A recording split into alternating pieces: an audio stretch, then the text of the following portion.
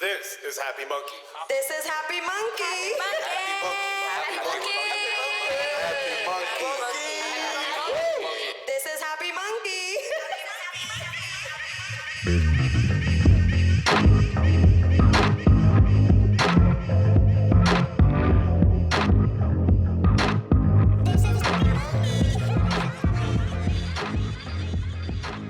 Hello, no one is available to take your call. Please leave a message after the tone. Yo, if people fucking stop taking pills, stop getting prescribed garbage for shit they don't fucking need by people that don't give a fucking shit about them, and start fucking smoking more weed and just fucking doing shit that's natural and shit that doesn't fucking kill you slowly, I think we live a much greater and better life as human fucking beings. Honestly, like, this is a big rant of mine. I don't understand why the government and people in general accept the fact that these fucking pharmaceutical corporations are slowly, and you know what, fuck that, they're fast. They're killing people fast, alright? So many motherfuckers are addicted to opiates. So many motherfuckers are addicted to all these drugs when there's this wonderful fucking plant that's been solving all these problems for so fucking long. It doesn't make any fucking sense that we're letting these fucking big ass companies take advantage of people who just don't know any better. Imagine that your fucking grandma is taking these fucking opiates for her back, you know, feeling like shit every day, slow, doesn't know what the fuck is wrong with her, when she could smoke a fucking CBD joint and be like a normal human being. Moral of the story is, fuck these pharmaceutical companies. They are completely fucking responsible for all of these fucking overdoses and deaths and where this fucking country is going with this shit. So, any time that someone says, oh, it's not the company's fault, it's the individual, blah, blah, blah, no, fuck that. Fuck that. The companies, the big pharmaceutical companies, are the sole reason that weed, CBD, THC, anything is so slow to go to market. The only reason that weed isn't commonly used to treat so many fucking ailments is because of these companies. So the idea that it's the individual's fault is all that, no. Fuck that. It's these big fucking pharmaceutical companies that are fucking everybody up, and we have to do something about it. I don't know what exactly we have to do, but we as a fucking people, we as a generation of people who understand the benefits of weed have to do something about it. So we gotta rally together and do something. I don't know what the fuck we gotta do, but we gotta do fucking something.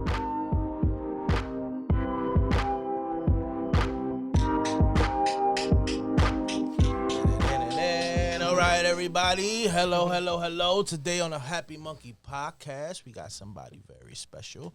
We got someone who's been supporting us from the very beginning. We've been actually waiting for this sort of opportunity because our titles match. So we've been kind of waiting for an opportunity to bond in this moment and in this way. She's a very, very strong woman. You know how we do on the Happy Monkey podcast. We like to highlight all the strong women entrepreneurs of this industry, women of color. So we definitely like to spotlight that. She is a doctor, everybody. Yes, ladies and gentlemen, this woman right here in these times is somebody you need to be in contact with because she helps people with their mental state using the magical plant called cannabis. Our sister from another money, Sonia Singh, a.k.a. the Happy Therapist. Let's give a round of applause. Thank you for coming on the boulevard with Happy Monkey, baby girl. We know you could be anywhere in the world and you're here with us. We appreciate you. Of course. You know, I thought it was very important, during these times to make sure that, I'm outreaching our community because there are a lot of people in our community that are still suffering. And, due to the increase in mental health symptoms that I'm experiencing as a essential worker every day, I was like, you know what? Let me get out there and then, give back to my community by sharing some education and then sharing some outlets for them to get some help. Absolutely. We need this. So reintroduce yourself and tell the people how you do these things and how you incorporate cannabis. Okay, well, I am greatly known as the Happy Therapist, as you all know. I have a outpatient mental health and substance use facility in East Brunswick, New Jersey. We also have different partnerships in different locations throughout the state of New Jersey. And what I specialize in, other than being a mental health therapist, is helping people access medical marijuana. And the majority of the population of people that we get to treat are people that are self-medicating, people that are undiagnosed. That's our specialty. We engage smokers. We engage people that are already incorporating this, as a lifestyle, but we help them legalize their use. So when, we help people, we teach them skills, but at the same time, we're giving them mental health therapy. We're giving them more than just medical marijuana. We're giving them, all the other treatment interventions that they need to be able to solve whatever, emotional problems that they're having. But, I developed a program in 2017 called the Cannabis Health Program. And, very quickly it became very popular once people was like, wait, hold on, who's this lady and what is she doing? And like, she does it. Oh, hold on, she can help me get a medical marijuana card. Oh yeah. Right. And, then the word kind of, spread around, and, I put the message out there to say, hey, okay, you know what? There's a lot of people that are suffering with anxiety and PTSD. Mm-hmm. Those are the two eligible mental health symptoms that someone could experience to be eligible for the medical marijuana card. Those are the two primary mental health conditions that medical marijuana helps alleviate the most, aside from other treatment options. So I'm a big time advocate for that, and I just really enjoy helping people learn about cannabis. I'm a big cannabis nerd. I love everything cannabis myself, but I actually help people on the clinical side, understand a different type of relationship with cannabis. And that's, the therapeutic part of cannabis. Well, right now, more than ever, due to the pandemic we're going through and the state of the climate, I feel like, you're going to be an essential part of everybody getting through these times, because the number one issue I think that me and my partner talk about off the record is that how this whole situation is going to affect, even when it's all said and done and it goes away, how it's going to affect people mentally, and how it's going to leave people traumatized. What do you think about that? How do you think it's going to affect people mentally, even after it's done, trauma? Well, there's a lot of people that haven't had to endure the type of conditions that they're experiencing now. A lot of what people are experiencing is a lot of uncertainty. And with that, there is a significant risk for people to develop some type of impairment that could go beyond, the 6 to 8 months that it might take for America to really stabilize, the COVID-19 or the Rona. With that being said, there's a lot of ways that people could prevent that. And, one of the preventative measures of that is good self-care, getting and seeking the help. There are a lot of resources out there. So, connecting with individuals like myself and connecting with, other healthcare professionals. We are essential state workers. So, we have access to all the resources to help somebody that, might be suffering. However, a lot of people aren't really identifying with how, the conditions right now could be impacting their mental health, because, people are so used to just, especially New Yorkers, or people in the metropolitan area or the tri-state, we live in an environment where, we constantly have to adapt to our circumstances swiftly and fast, right? With that being said, we go through vicarious trauma throughout different stages of our life, a lot of times unconsciously.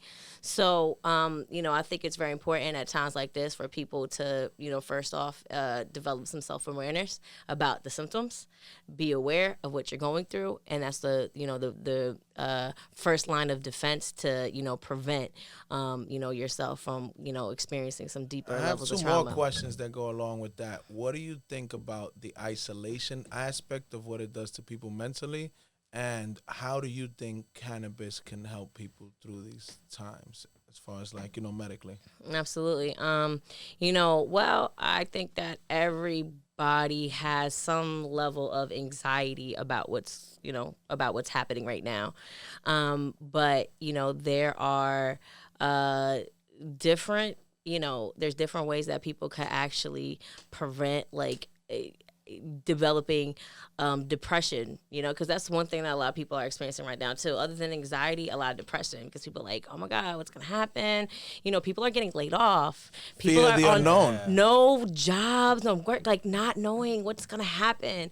That experience is not only it's not only scary, can not only instill like a deeper state of fear for people, but there are a lot of people that are at risk right now for falling into a deeper state of depression and figuring out, okay, how am I now gonna dig myself out of this?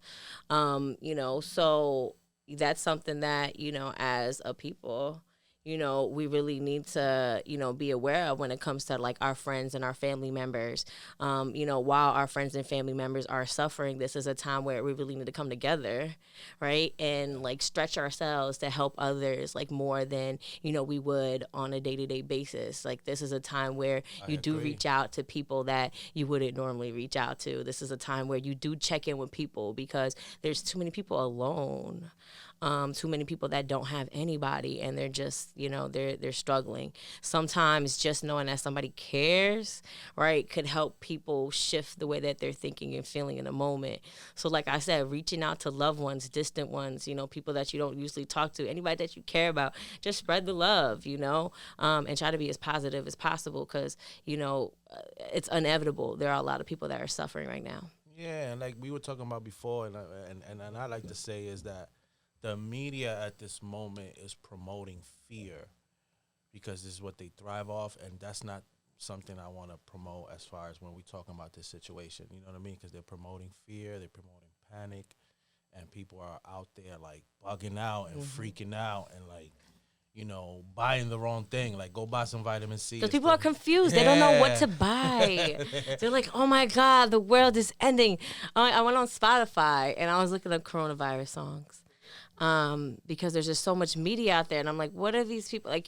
People are a lot of musicians, a lot of people from any industry, are like really, like playing on coronavirus, but it's a very serious, pandemic. It's not even epidemic anymore. It started off as an epidemic. It's an epidemic when, it's just like impacting like neighboring towns and areas like minimally. Epidemic is like, oh, we're in a hospital and something spreads to the hospital. Right, a pandemic is now it's like outside of the community, outside of this area, it's spreading throughout different villages throughout the world. That is, a public health pandemic, and that's what we're experiencing right now. So, I think that times like this, people don't really know. They just know that, oh shit, this is really serious. Right. What do I do? And they're like, what? Everything's getting shut down. I can't go nowhere. Like the army, they're like, wow, what's going on? The unknown. And then, like our leadership, the leadership of the country didn't do a good job at like really instilling that confidence, because the media in the beginning was just like, oh wow, within the last couple weeks at least, it's like, wow, he's not knowledgeable. He doesn't even know. Right. If the president doesn't know, the people don't know. And that's what we're dealing with right now, is that the people are unsure and they're uncertain. That's what's, increasing everybody's anxiety and, kind of, perpetuating everybody's mental health state right now. Well, I'm a very positive, optimistic person, so I always look at the silver lining with anything. So I look at the pros and the cons, and I try to focus on the pros. I feel like one of the, good things that I've seen is that right now, you see everybody forget about race, religion, class, and it's gotten more like about humanity. Mm-hmm. So like, you see people like, unifying and making it about humanity. Second of all, I remember a friend of mine that's like a spiritual person told me a perspective that I never thought about. Do you know that for the first time in China, they can see the stars in the skies clearly? Because what the person said is that we've been abusing Mother Earth for the last 100 years extremely with planes, cars, cruise ships, and now like she's getting a rest and there's dolphins coming to places they've never been to. The sky is clearer. So, I'm just trying to look at the positive things that are happening during these horrible times. That there's always some type of pros and the cons, no matter how bad things are. Well said. I mean, I think that, like everybody is focused on survival. That's what it's really all about, right? The N95 masks and the gloves, the hand sanitizers, the excessive preparation for the future, the uncertainty. It's like, everybody's behavior is just surrounded around that, like that part of, ourselves that's always looking out to survive. Right, so everybody's just trying to survive. Back to their primal. They're getting back to their primal instincts, right? Right, absolutely, right, and that's bringing together people. That's bringing people together in a very special way, right? But I think that within the next couple weeks, nobody knows, right? Nobody knows what's going to happen. All we could do is protect ourselves, right? And, make sure that you're not spending too much time, focusing on the negative, right? And just like you said earlier, I'm a very positive person. So let me just focus on, the things that's going to help me get through each day. Right. And that's all we got to do. We got to take it one day at a time, and then we also have to, have some level of trust in our leadership. I'm not saying Trump, I'm just saying America. Yeah. We have to have we have to have some level of trust into, the country that we live in and then what they, are going to be able to, do for us. Things aren't that bad. Listen, I go to Walmart, like the last week I've been to Walmart like 3 times. And every time I go to Walmart, there's like, there's food, right? So like, we're not going to starve yet, right? It's just that the canned goods mysteriously are not there. It's like, there's no milk. There's there's like, hold up, wait, okay. So like, are we hibernating now? Cause last time I checked, we were, still going to be given, time to be able to, function and carry out. Yeah, Since you're a therapist, our survival. Maybe you can crack this code that nobody has been able to. What mental part do you think plays in the role of people hoarding toilet paper? That has to be something that is in people's mind, the worry, the unknown, everything you said. Toilet paper. Because that has nothing to do with the virus. It's just something, like you said, the primal survival, whatever it is that they feel like they have to hoard this specific item out of all of them. Mm-hmm. Well, in this country, I think that is different than a lot of countries in the world, because there's countries around the world that don't use toilet paper, and I know that, firsthand because India was once one of those countries. India is modern now. But when I was growing up, they didn't use toilet paper. It was so nasty. You had to bring your own when you went to India. You had to bring your own toilet paper. But, I feel like that in itself is like played out by just society and the media. Like it's something that I heard too. And, it's something I didn't hear it. I went to the supermarket and there was none there. Same thing. Same thing. So it's like I saw this old lady. I saw this old lady in the media. She said, "These people are crazy. What does toilet paper have to do with anything?" That's what I'm trying to tell you. It's like some mental hoarding thing that they must feel because it really has nothing to do with it. Nobody says there's a shortage on. Nobody said anything. They just decided that they want to. Toilet paper was it. Toilet paper went viral. Toilet paper and canned goods, right? Yeah. Because people are looking for, like, okay, so like toilet paper in our society, right? I guess that is part of our survival if we really think about it, because we can't use the bathroom unless we have toilet paper, right? If you went to a store right now and you had to use the bathroom, you're gonna go find some toilet paper if you don't have it, right? So that's like that tells you itself, right? Because that's a natural part of like our existence and our being, right? Yeah. Like defecating.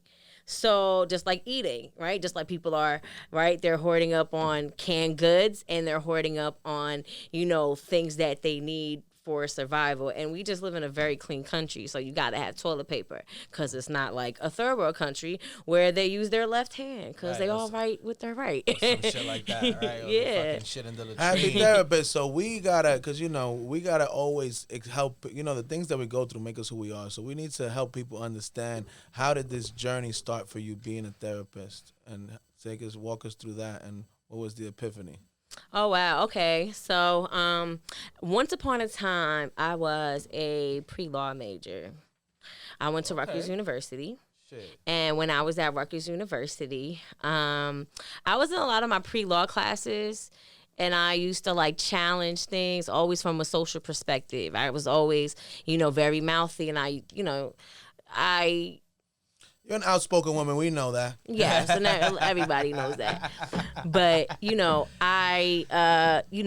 at that time, I was trying to figure myself out. I'm like, what am I gonna do with myself? So I was trying to learn, obviously the application of, practicing law, of course, pre-law, and getting all the requisites for that.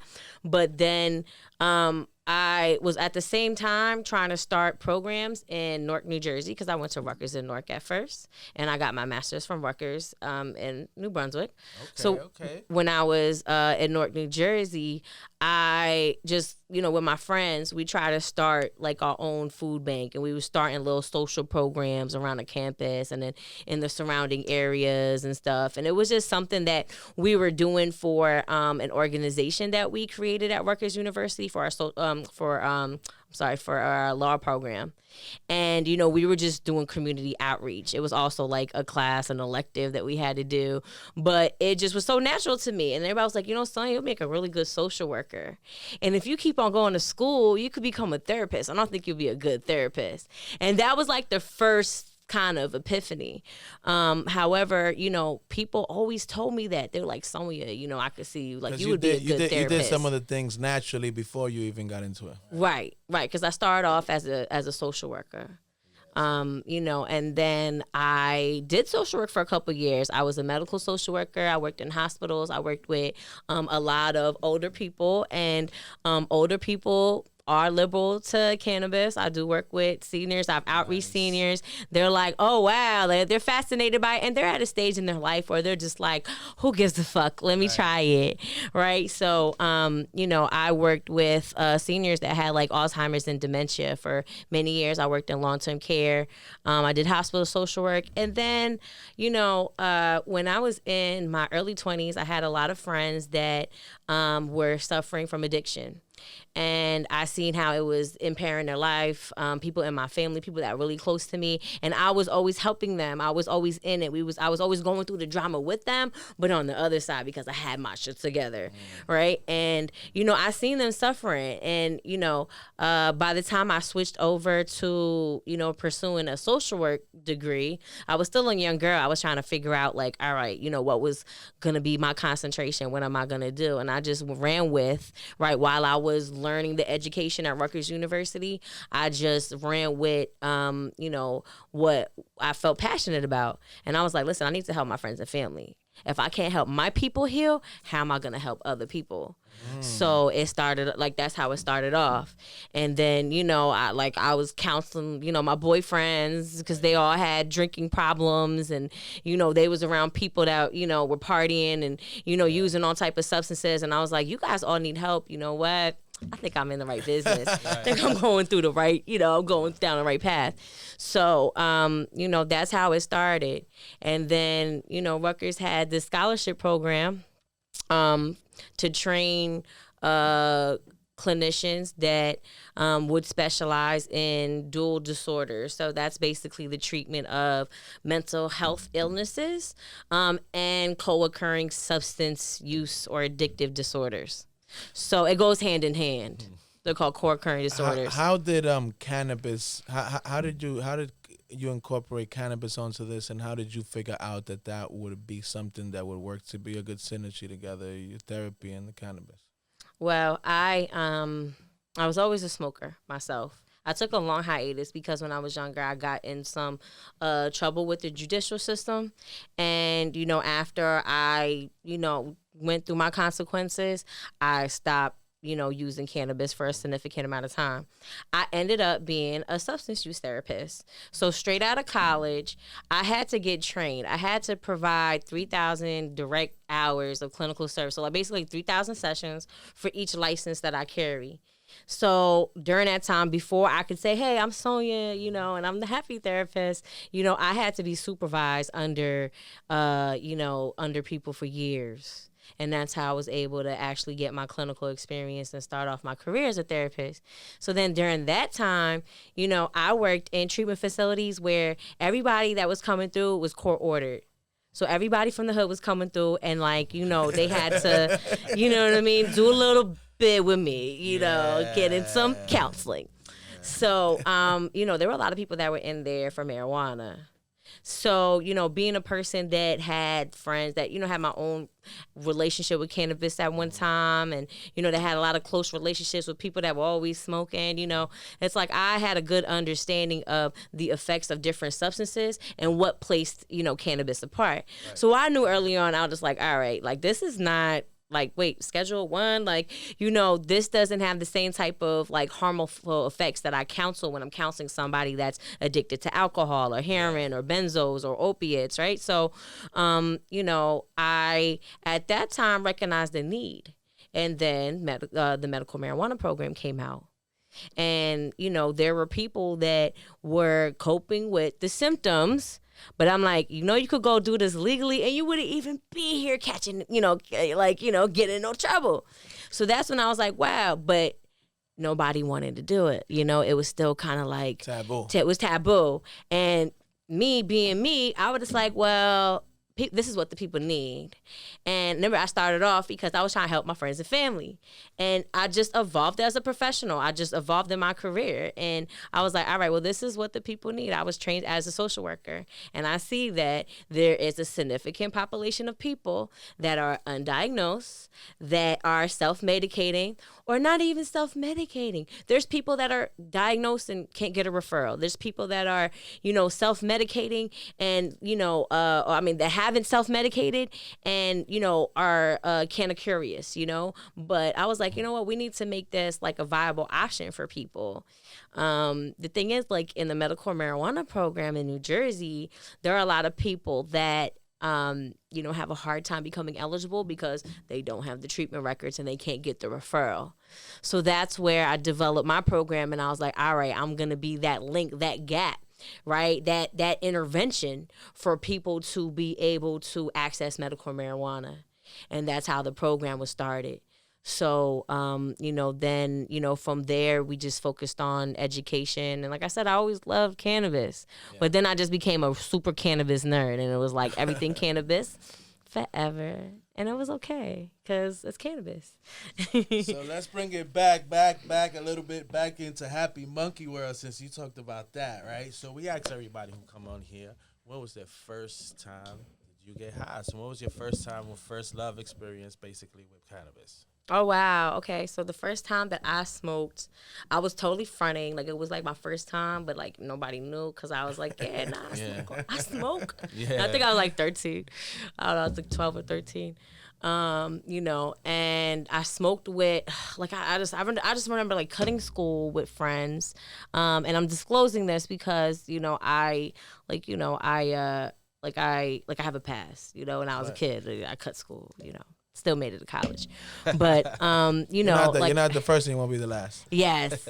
When I was 13, I remember I cut school with, some friends. And then, we just linked up with some other friends. And then, it was something I was always curious about. I always heard about it. And I was just like, ooh, I was just waiting for my first time to feel comfortable, to be with somebody that had it, and it was going to go down. And I was, like I said, I was 13 years old.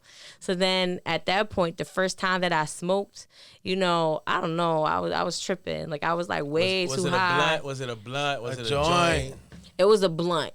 I was always a blunt smoker. What was it? A Philly, a Dutch, a White Owl? What was it? It was a Dutch. There you go. Dutches and Phillies were the two first. That was the thing back then. That was the thing. That was the 90s, So that's how we was getting down.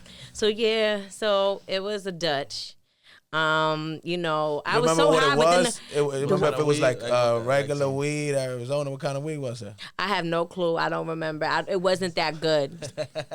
It wasn't that good. Nobody was smoking good weed back Nobody then. was No, smoking I was back 13, so it was like, smoking you that know. backyard boogie back then. Yeah, Come on, but man. I still was, you know, I was still kind of messed up. I was like, oh, okay, you know, and that kind of started my, you know, relationship with cannabis. And then after that, I was just like, oh man, we gotta do that again, you know. And then, you know, that's how it kind of, like I said, that's how it kind of started. It didn't get therapeutic for me. That's when it was recreational. It didn't get therapeutic for me until when I was studying for my like final therapist exam. So I had to get tiers of licensing through the Board of Consumer Affairs in New Jersey. So the last time that I had to take my testing with the Board of Consumer Affairs to get my official last license, my doctorate license, you know, now I could do private practice, I could do whatever, that license. I was so stressed out. My anxiety was so high because I wanted it so bad. Yeah. And I was like, once you get to that point where it's like, man, like a whole decade goes by, and you focus on these goals for a whole decade. And then it's like, wow, once you get there and you're at the cusp of it, my anxiety was like through the roof. And I've never experienced that, you know, because I never experienced being a therapist before. You know, I never experienced like, achieving those type of heights. And I was just like, wow, like I like came all this way, but you know, I gotta pass this test. Mm-hmm. And, you know, I knew, you know, without the test, I can't get this license. I did all the hours. So the pressure was on. 6,000 clinical hours, you know, I put in there. That's a lot of work. Yeah, I had 6,000 sessions in the state of New Jersey before I could be eligible for both my licenses. So it's like after you do all that, you know, and you're like, all right, but, you know, you're not really making a salary like that when you're going through. You're making a salary, but it's not the salary that you started off a decade ago dreaming about, you know? So, like I said, it was just a lot of anxiety. And then at that time, you know, weed was coming up, like cannabis was coming up.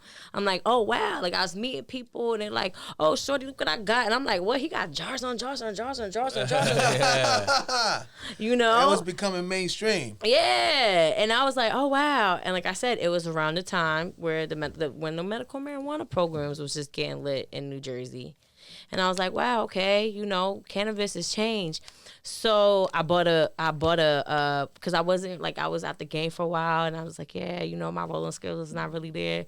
So, you know, I focused on hemp papers and raw papers. I focused on glass because now I'm a therapist. I was like, I need to focus on, you know, healthy mechanisms, you know, of smoking when I'm by myself. And then I still smoke blunts. I still smoke backwards. Because I'm also a patient. I'm a provider and a patient. So, you know, I still smoke, but I let other people roll it for me. When I roll my own, I kind of, that's how I keep balance, I ain't mad at you know? Diva. I ain't mad You at have to have some level of balance, you know? So that's how I keep my balance. I try to, you know, keep it healthy when I can. But I bought a vape pen, you know, and I started vaping with it, and I was like, oh, this is trash. I gotta roll, you know? So that, yeah, you know, and that's how I started, you know, I started incorporating cannabis into my life. And at that time, you know, it was illegally, like, because I was going for, you know, my clinical license, right? But like I at that time couldn't control my anxiety any other way, and I definitely wasn't gonna go to a psychiatrist and get a pill. Right. Wasn't gonna go see another doctor, put myself on a pill. You know, I was like, everybody, like, you know, 1 out of 4 people smoke, so I'll get it from somebody, you know. But then after that, I was like, all right, well, you know, as a clinician that preaches that people stay safe, right? And I obviously, you know, have a business that's surrounded around helping people like legalize their use. So I was like, I gotta practice what I preach and legalize my own use. So then, you know, I went through the process and got my own card and became a patient myself. Nice. Yeah. I'm a patient. Yeah, patient Absolutely. Of New York or New Jersey? New York. So how are the dispensaries out here? No flowers. No flowers. I know. Still no flowers, huh? So, yeah. Gotta. You know how do they expect that to work when New Yorkers all we do is really smoke flowers. Right. So it's, you know, it's the biggest smoking capital of the world. So you know, so Why the happy therapist? Why the all titles? That's in a the good world? question. I didn't name myself. Why? Who See, did? There you go. So up? at one time, so remember I mentioned this earlier. At one time, I ran a intensive outpatient program that dealt heavily with court mandated cases. There were a lot of drug related cases, drug court, a lot of people coming out of probation or parole, and then they came out and then had to come through my treatment program. So at that time, there were different therapists, and I ran the program, but I had other clinicians that worked alongside of me, and I was still, this is when I was like in the beginning stages of my career. A lot of the guys I used to come in would be like, yo, we're gonna call her the happy therapist, or yo, can I work with her, the happy one. It's crazy. And that was really because I was working in a environment, like I try to create an environment that really provided like empathy and focus on positive psychology. I was like, listen, these people are coming out of a very traumatic situation, and I really focused on kind of creating like that energy that made them feel comfortable. Like, we're not just any outpatient facility. We're real people here. Come through. We know you've been through some stuff. Sit down with us. Let us help you. Let us guide you so you can figure things out. Coming straight out of jail, they needed this support, but a lot of times they end up going to treatment facilities that like a lot more rigid and just deal with them. That's like in a lot more rigid ways. So I just I was always known to be like flexible with my clients, because I understood that you got to be flexible with people. Everybody's life isn't the same. So in treatment programs, I don't know how much experience you might have or understanding of like the mental health treatment world, but a lot of treatment facilities, they have very strict rules. So very strict rules around it, like minimal stuff, attendance, it could be the drug testing. I had a drug test clients. I had to go in the stall with them. Right. And make sure that they not, compromising their urine. So I was on that, like I said, that was my role at that time. And it was the clients in the facility that were just like, yo, I want to work with her. I want to work with the happy one. So it was just a thing that, was created. And then the therapists, they used to actually make fun of me, and they were haters. Like they were haters. That was like, you're the happy therapist. And it's like, they used to kind of put it down. Right. But, I'm the happy therapist, and I made sure that I secured my name, I trademarked it, because the people gave it to me. Right. So I gladly accepted that title, and I was like, you know what, I'm gonna run with that. So I did. Yeah. It's crazy. That says a lot, because where I grew up at and in the hood and stuff, they say that you don't ever give yourself a nickname. People give it to you. Yeah. So that's when it's more organic and more real. When Absolutely. the people gave it to you, then you just woke up and you say whatever you feel. Yep. So absolutely, the happy therapist and Happy Monkey. There you go. We've been waiting for this pretty much, right? So hold on. So how did you guys come up with the name, the Happy Therapist? I mean, the Happy Monkey. Well, that's the guy.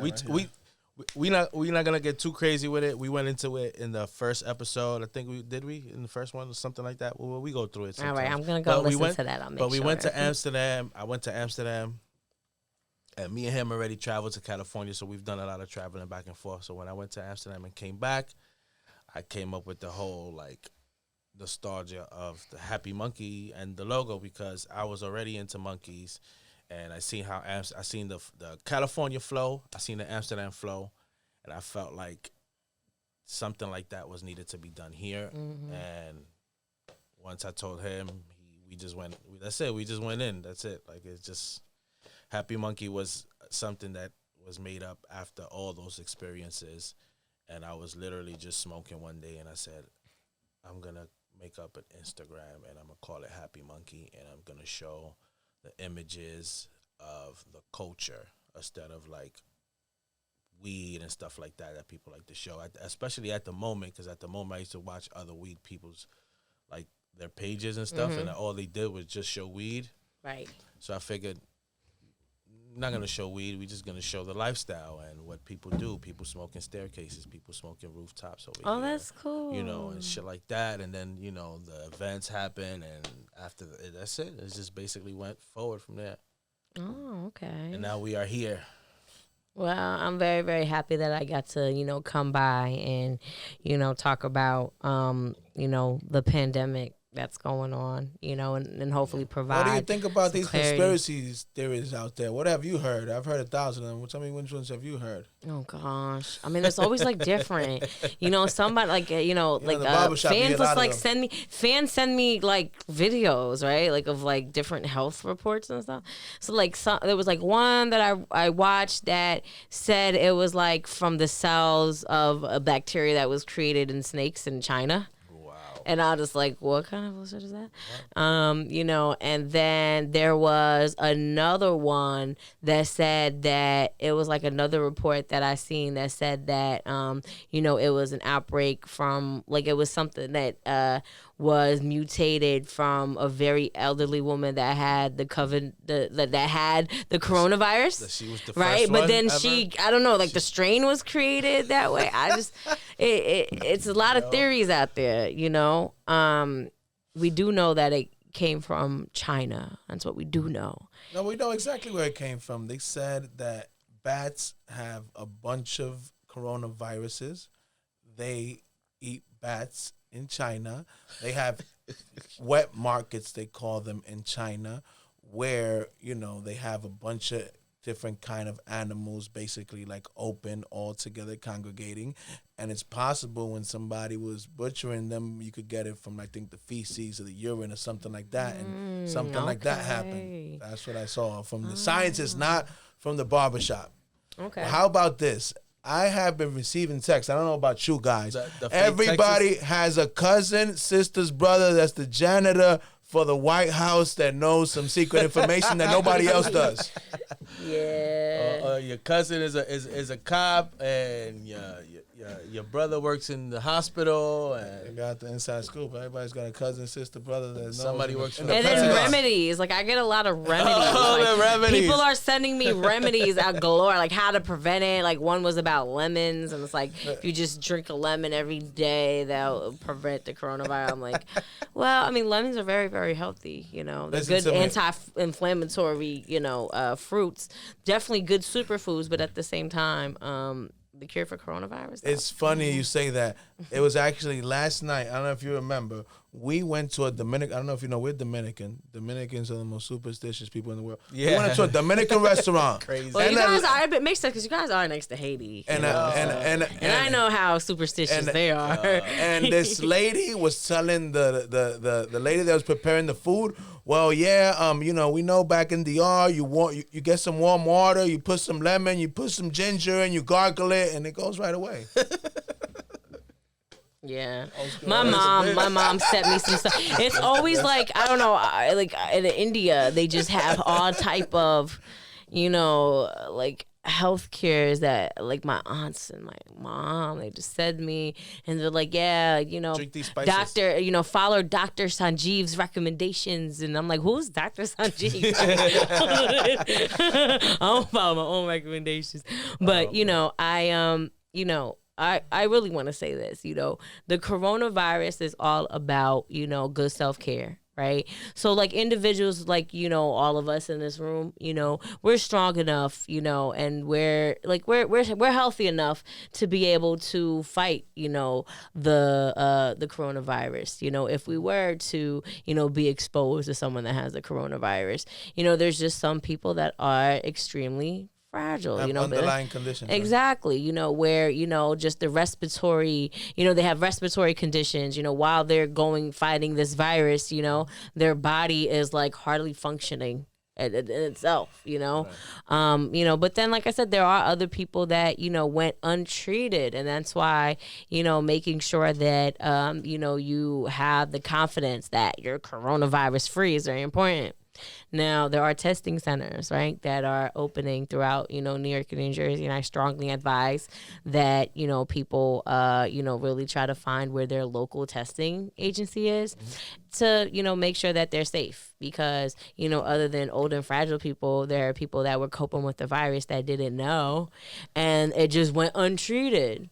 And just like any health illness that we might have, whatever goes untreated, of course the outcome of that is not, we could figure out it's not going to be positive. So we just have to be, smart, take care of our health, don't eat a whole bunch of canned goods. Get enough fruit and vegetables to last for the week. You could do that. That was the crazy part to me. That's what we were talking about earlier, that it's crazy how no canned goods, no toilet paper, but you go to the vitamin and mineral section and it's all full. And you would think that people would say, like you said, Let's the get immune our health system right, is most important, and people will be stocking up on stuff like that. But no, forget about the vitamins. the Yeah, minerals, because toilet people paper. are thinking like they're gonna have to flee from their homes, and that was like, okay, so like this is the thing. It's like the coronavirus created so much confusion that people didn't know what was going on. So, for us over here in New York and New Jersey, we lived through the, Hurricane Sandy. Hurricane All sorts Sandy of left stuff. us in a position where we had no electricity. We couldn't, we couldn't cook certain things. So it's like, and that it was like that for 2 weeks. So, I think that people are just like feeding off of their own instincts on how to survive based off of other type of environmental traumas that have happened in the past. But now it's like, like I said, people are just trying to figure out like, okay, how am I going to get through a bad situation? How am I going to get through being stuck in the house? But once again, let me just say this, like, essential businesses aren't going to be closed. Right. So there's not like, it's not like being in a natural disaster where we got to worry about, okay, like our heat is not going to work and we don't have water, So that's, like I said, I think that people like buying up all the canned goods and everything, that just comes from the mentality that people are going to have to flee, right? It's flight or flight. So, people are thinking that they're going to have to flee. But, I don't necessarily feel like that's going to happen. However, you're right. It's like we're staying, because like now that, all right, this has started, we're deep in it now. Everything's getting shut down. School's been shut down for almost 2 weeks now. Now we're going, whole states and cities are, totally shut down. At one point we were at like, stores being open certain times of the day only, and now like in New Jersey, they're saying that there's a shutdown coming tomorrow. Right. Yeah. So, with that being said, what does a shutdown mean? I think people need to have a better understanding of what that consists of. Because shutdown doesn't mean that you got to actually, flee somewhere. Shutdown means that, you're going to be, quarantined and you can still eat healthy. Buy a whole bunch of vegetables, that like, try to eat as healthy as possible. But, canned goods, are like filled with sodium and, all the things that like people have been buying aren't necessarily the healthiest for us. So it's like, how do we find that healthy balance? How do we still try to maintain our health, right, while we're quarantined, right? And we're trying to, cope with the fear and uncertainty, of like what every week is going to look like, and at the same time, making sure we're taking good care of ourselves. Like there has to be some type of balance. Absolutely. So we know, Sonia, that you live in Jersey now. Your nationality, you're Indian. Tell us about your upbringing and where you grew up and how did this Renaissance woman come about. Okay. I was born from 2 Punjabi immigrants. Punjabi. So I come from the northern state of Punjab in India, which borders Pakistan. I'm a Sikh. That's why I wear this. This is my religious symbol. Right there. It's called a kunda. I was born in Queens. I was born in Jamaica Hospital. Queens. Okay. Yes, I was born in Jamaica, Queens. When I was in elementary school, my mom had dreams of taking me out the city and making sure that I had a suburban life. So my mom moved me to a house where I had a front yard, a backyard, I had a swing set. Oh, she did her job. I had my own room. Where was this? She did her job because Jamaica Queens, boy. It was rough in the out 80s there. and I wasn't 90s. allowed to go outside when I was a kid. You know, I grew up in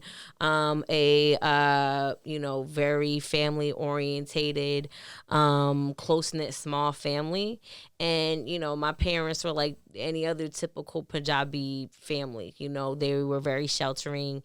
You know, when we were in Queens, because they were like, nah, like you gotta stay inside the study. You know, so that was pretty much my life. I was very family orientated until I moved to New Jersey. Then, like I said, my parents moved me to New Jersey. What part? At first we moved to Edison, New Jersey. Edison, New Jersey. Yes, Edison, New Jersey.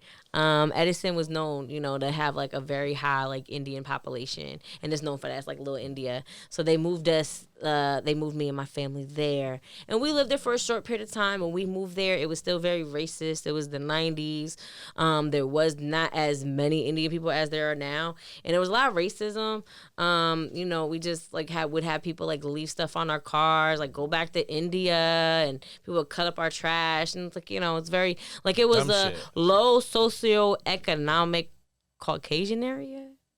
So enough said right there. She said So- enough said right there. Yeah, enough said right there. And then from there? I actually moved to a town called Franklin.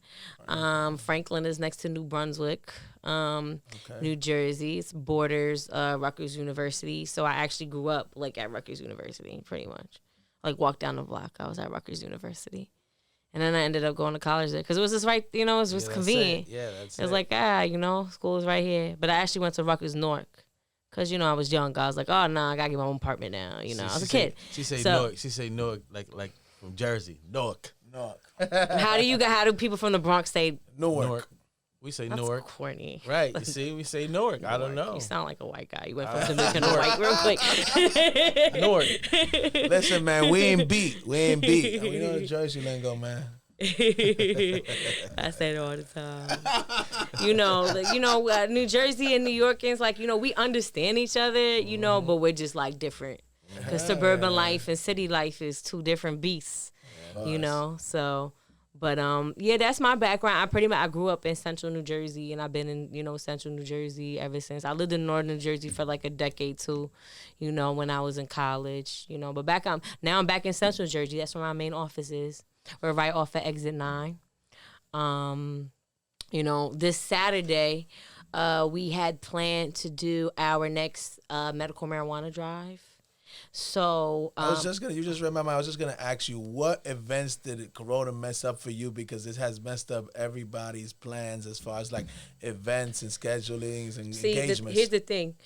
The happy therapist can't, it can't mess up my events because the public still needs my service. More than ever now. Absolutely. Right, more than ever now, and so I all am need your a services. healthcare professional. The state of New Jersey has approved telehealth services for, all clinical therapists and all health, professionals throughout the state of New Jersey that hold my licensing or any type of similar licensing. So like licensed clinical social workers, all physicians, doctors, nurse practitioners, we're all now Essential. we're essential workers. But we are able to be in the community. But right now precautions are obviously how we have to be exemplary. So being that I'm a role model to the community, I can't continue with providing services in the same way that I would have in my offices. However, we're still continuing to provide services. We're just doing it the telehealth way. We have provided telehealth services, for like I've provided it for years, my staff has provided it for years as well. But now we're just transitioning from like having this event where, people walked into our clinic, from the community to be able to, get, eligible and get recommended for the medical marijuana card. Now we're just doing that the telehealth way. So we're able to provide the services like on somebody's cell phone, on somebody's tablet, on your computer, because all we have to do is send you a link on your email. And then you just click it. And as soon as you click it at your appointment time, you're going to like pop up and you're going to be in the Happy Therapist, you know, online waiting room. And then you're going to be on the, you know, Happy Therapist, you know, virtual office, you know, being evaluated. Therapist is virtual. So what do you think? We are approaching a historical time in cannabis. What do you think about the first 4/20/2020, which would mean that it will be 4/20 all month we're approaching? 4/20 is a very special date for several reasons. Of course, but now it's 4/20 all month because it's 2020. 4/20 all month. It is. 4/20/2020. 4/20/2020. 4/20/20. Wow. And the thing is, it's like on 4/20, who knows what's going to happen with this pandemic on 4/20? You know, who knows? Virtual cipher, everybody. Let's light up. However, you know, all the medical marijuana dispensaries in New Jersey are, you know, they are essential facilities. Yeah, and there was an executive order that they're going to stay open. They should. It's medicine. How do you think, you being a therapist, that cannabis is, like, as far as mentally and medically helping people get through these times? Well, you know, medical cannabis, you know, helps promote someone's state of, you know, homeostasis, right? So as people are, you know, struggling with increased anxiety, you know, what we're trying to do is give them, you know, a substance, right? Or, you know, this is from a clinical perspective, but when someone uses cannabis, right, they're you know, taking a substance, right? They're whether you're ingesting it, you're inhaling it, you know, whatever your consumption method is, right? You know, you're obviously entering, like, allowing a substance to enter your body for a specific reason. You know, aside from the THC effects that are like equally like not I'm gonna say equally, but like THC is therapeutic for a lot of individuals. That's why CBD doesn't really work for everybody, because, you know, CBD is a very effective medicine. I stand behind CBD. I recommend CBD as a you know, alternative substance for people to offset their use of their cannabis, their full THC cannabis flowers. But, you know, just isolated itself, you know, like the THC is very therapeutic, right? So that's why people use flowers. But, you know, when people are smoking, they're really looking, you know, for you know, a sense of relief. They're looking to calm down. They're looking to relax. They're really looking to feel more stable. And marijuana does that, right? Marijuana is like, you know, therapeutic and medicinal effects. And you guys know the medicinal effects are in the CBD, right? The medicinal effects of you know, the cannabis alongside the therapeutic effects of the THC, you know, together just, you know, give people that like sense of like healing and resolve in that moment, as long as they're able to keep their cannabinoids constant, right? So it's like once your high goes down, you know, gotta find a way to keep your cannabinoids constant. That's why I recommend people use CBDs. That's why I recommend that, you know, people learn the mechanisms of microdosing when people come to my clinic, you know, because we're really teaching people, like when people come see me, we're teaching people how to really incorporate cannabis as a medicine. And cannabis as a medicine, you know, like I said, it's more sophisticated than people think, because, you know, everybody's symptoms are different. Everybody's treating something different, you know. So understanding like the mechanisms of, you know, dosing and timing, you know, and strain science, you know, you guys know all these things, you know, like the mechanisms of those together, right? It's very sophisticated. So, you know, that's one of the reasons why, like, I have my counseling program, because that's what we do for people.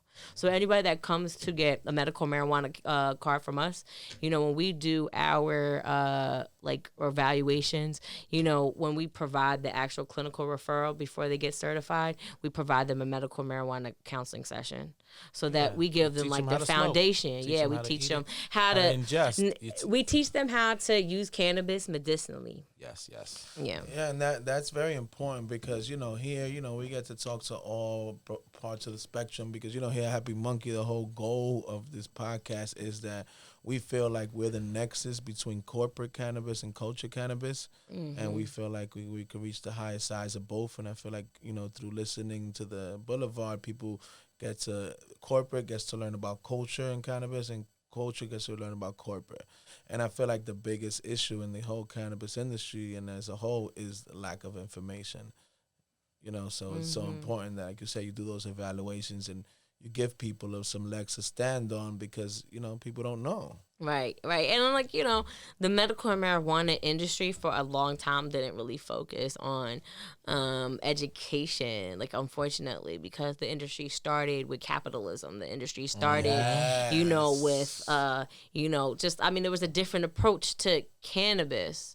We are in different times. Everybody knows that cannabis presents just the acceptance of cannabis overall just opens that door for opportunity, and everybody sees that, right? Yes. But what is cannabis? Cannabis is it's a medicinal substance. It's a medicine, right? And it's something that people have been using for thousands of years in that type of manner. It's only been a very short period of time that people have been restricted in the whole entire world for using this particular substance for healing benefits, right? So trying to reincorporate that back into society is that's a missing gap because, of course it's all right, people understand the culture of it. There are people that understand, the medicinal, effects and value of the substance, but overall I feel what's most important is that people also understand the history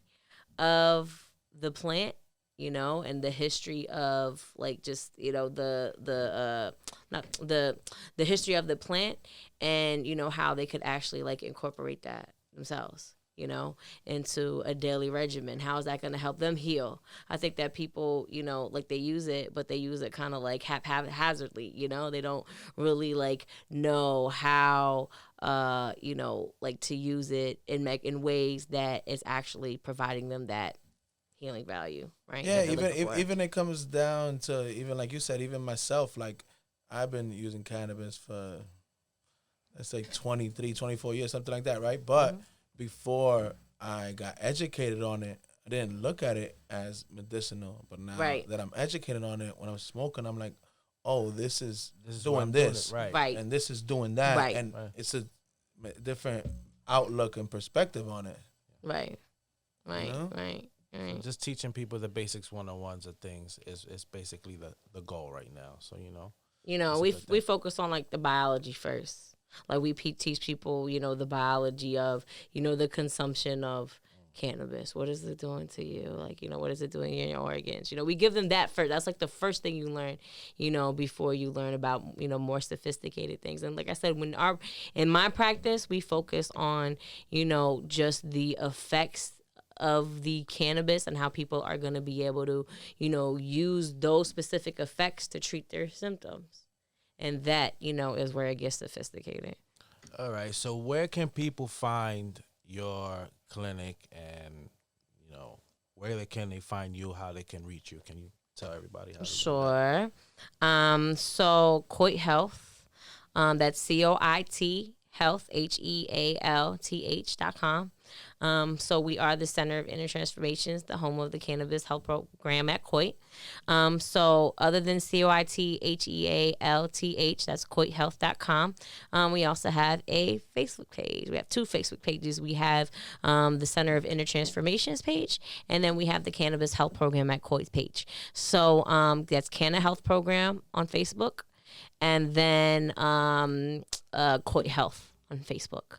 And then also, you can follow the executive director on Instagram at The Happy Therapist. There you go. There you go. It's time for the $1 million question, Sonia. Everybody that's ever been on the boulevard here, HappyMunkey, we always ask them. I'm interested to know your take on it.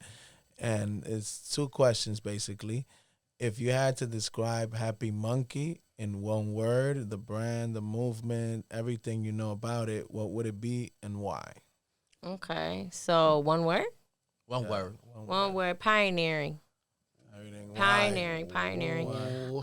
Because you guys created a space, for people to come together And that was something that, people were scared to do in the capacity that you guys did it because of the associated fears, right, of what you guys were doing. That in itself showed a lot of bravery from both your parts. But, I just felt like it was very pioneering because I'm like, oh, wow, hold up.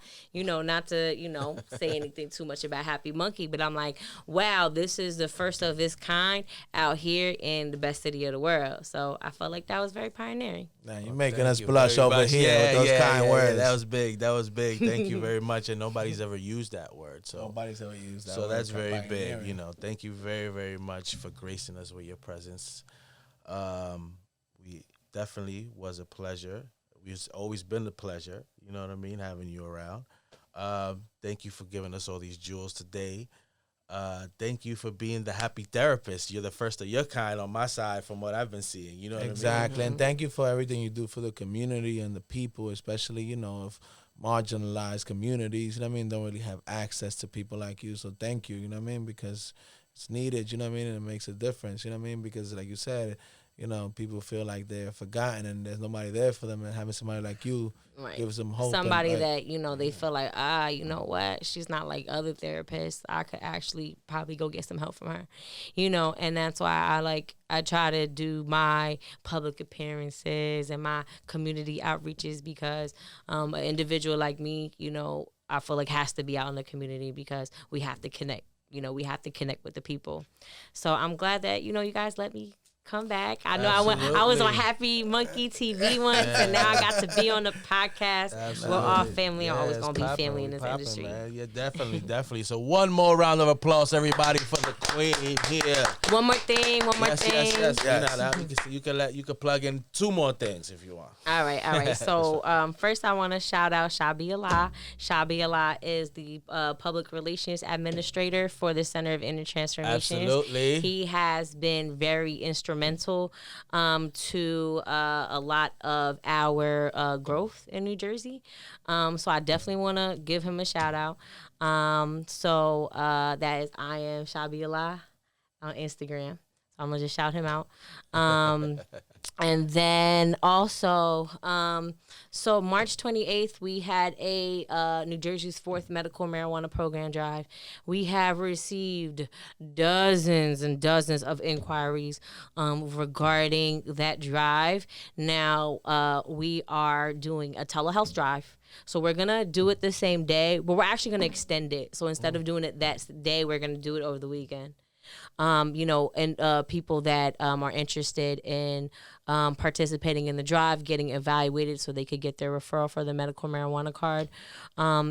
We provide the same service that we would provide day to day in our offices, but we provide a drive where we provide specialized education, one-on-one support, and we just provide other, incentives when we do our drives. And we also discount, the rate so we could actually, help support the community and, making this an actual change for themselves. So, we are now doing a telehealth drive. So anyone that is interested, they could contact info@coithealth.com. Boom. There you go, everybody. Thank you so much, ladies and gentlemen out there in Happy Monkey World, for tuning in. You never know who's going to come on the boulevard and grace us with our presence like this amazing Renaissance woman did today. Till the next episode, everybody, stay safe. You already know you're too blessed to be stressed. It'll get greater later. Peace, love, and happiness. Peace.